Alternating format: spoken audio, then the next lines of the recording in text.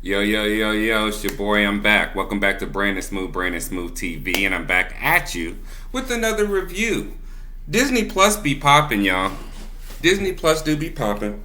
Of course, I reviewed The Mandalorian, and I'm very excited for the new Marvel projects that are coming out. So I recently just caught the first two episodes of WandaVision. And here's my very quick, brief review. To be honest, I'm not really familiar too much with the comics with Wanda Maximoff's character in Vision. I was really introduced to him, of course, with the X-Men, and we all know that Quicksilver is Wanda's brother. And then if you get deeper into the comics, my comic book heads, you guys know that Scarlet Witch and Quicksilver are Magneto's children. And now since Marvel got the rights back to the X-Men, hopefully that's something that they can explore in the future. But as far as the first two episodes, I didn't dislike them. I didn't necessarily like them either. It gave me a couple of different vibes. The first vibe it gave me was a Truman Show vibe. Anybody remember the Truman Show movie with Jim Carrey? And basically he's living in a world that was basically constructed specifically for him. The whole world was fabricated. It was fake, and then he ended up, trying to do things like go out of town, get on a plane. And of course, at the end of the movie, he found out that he's just living in a big dome, and literally every single thing in his world, as far as people he knows, actors, vehicles, is all fake. And it's basically a show about his life, about a real human being. So it gave me a lot of Truman Show vibes.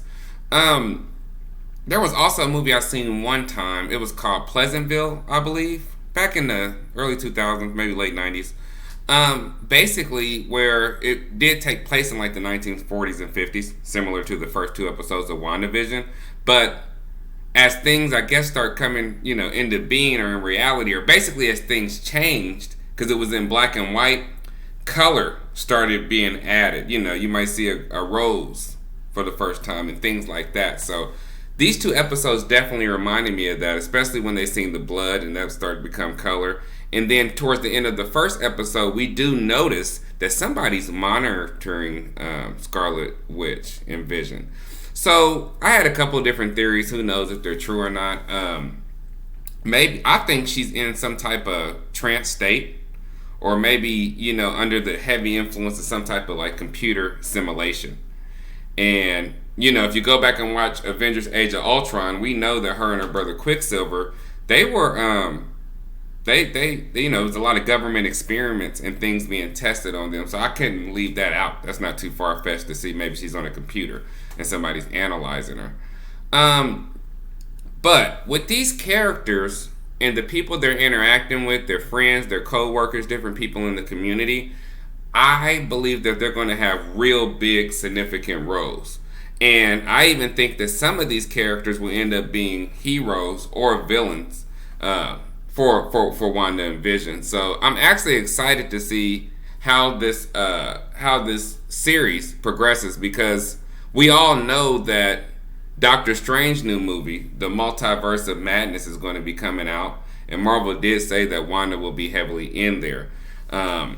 In the comic book, she uses what's called chaos magic, and she's very powerful in the comics. If anybody ever read The House of M, they know that she said no more mutants, and literally everybody's powers was gone. She got rid of like 95, maybe even higher percent of the mutant community. So I'm eager to see where this show goes. Give it a chance and watch it.